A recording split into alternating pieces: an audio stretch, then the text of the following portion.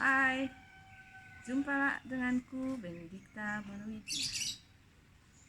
Kali ini aku di lokasinya ada di sekolah lagi di Girly Depok.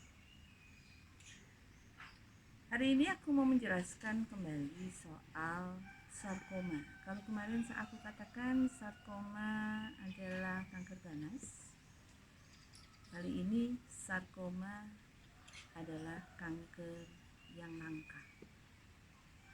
Kenapa dikatakan langka? Karena hanya 1% penderita kanker sarkoma dari seluruh penderita kanker, kalau kita hitung, kalau kita kumpulkan datanya. Yang kedua, kenapa langka tadi? Di dalam kanker sarkoma sendiri ada lebih dari 60 subkategori. Dari masing-masing subkategori hanya 15% yang berusia dewasa. Jadi bisa dibayangkan berapa persen sebenarnya yang terjadi pada anak-anak. Contohnya pada aku aja yang mengalami sarkoma. Sarkoma itu memang bisa menyamar, seperti kemarin saya katakan bahwa kadang-kadang tidak menunjukkan gejala dan susah diidentifikasi. Ya, tahun 2018 dokter mengatakan kankerku disebut sebagai pleomorphic sarcoma. Setelah dibiopsi, namanya bisa berubah.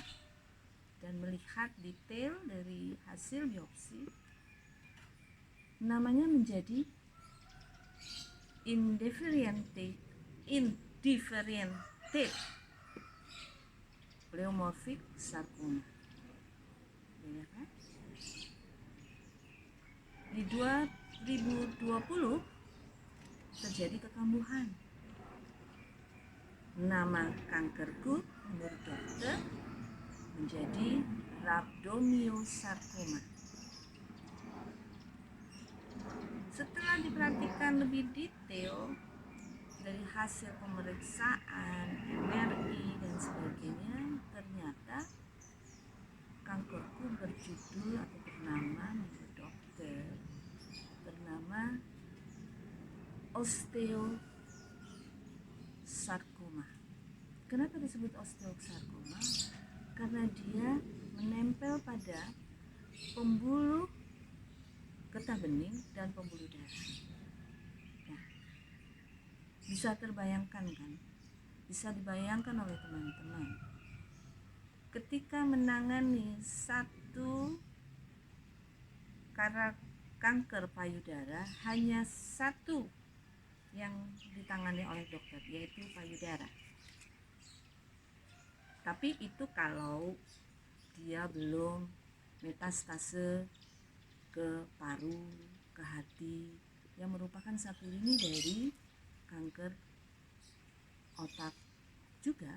Itu satu lini untuk kanker payudara. Nah, sedangkan kalau menangani sarkoma, dokter itu berhadapan dengan lebih dari 60 subkategori tadi. Aku tadi sudah 60 subkategori dalam satu tubuh.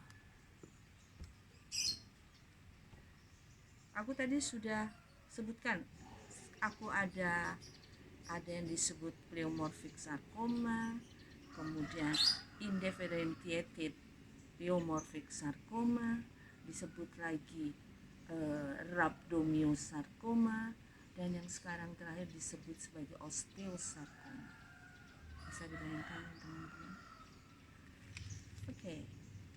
Sekarang bagaimana dengan stadium di kanker sarkoma?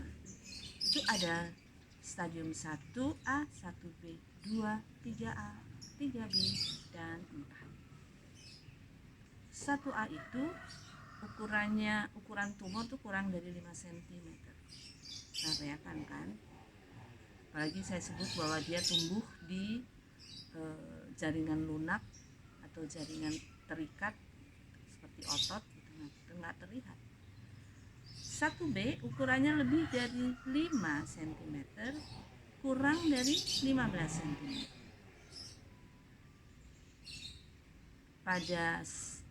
Pada stadium 1 tidak terlihat atau belum terlihat sel yang abnormal.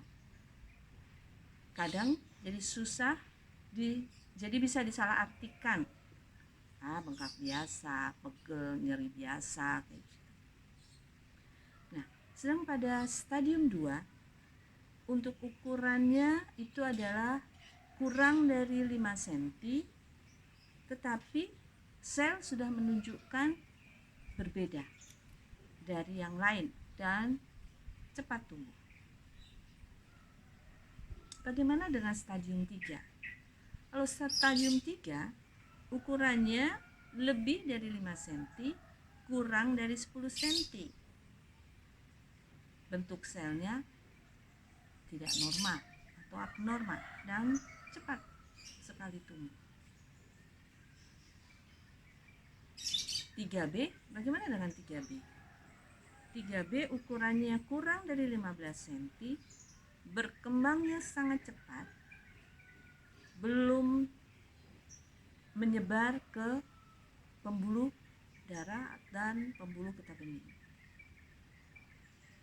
Nah, dan yang terakhir adalah yang stadium 4. Saya ada pada stadium 4. Ukurannya lebih dari 15 cm, sudah menyebar ke pembuluh getah bening dan pembuluh darah, atau juga bisa pada organ lain seperti paru-paru, kemudian di otak, juga bisa di hati. Itu tadi penjelasan saya tentang stadium dari kanker sarkoma.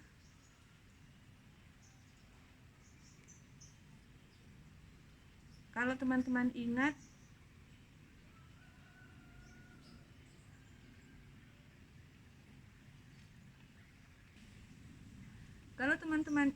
kemarin saya dalam video kemarin saya katakan bahwa kanker sarkoma itu adalah kanker ganas. Dan hari ini saya menjelaskan tentang bahwa kanker sarkoma itu adalah kanker langka.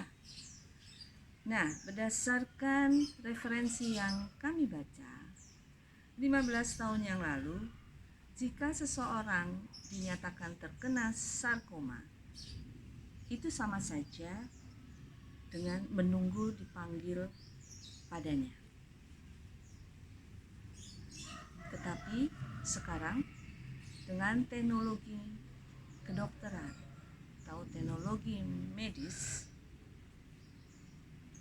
banyak penderita kanker sarkoma yang sembuh. 81% mereka sembuh.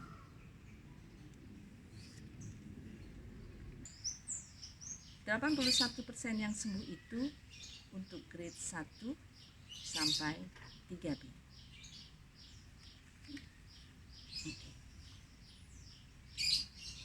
Oh iya.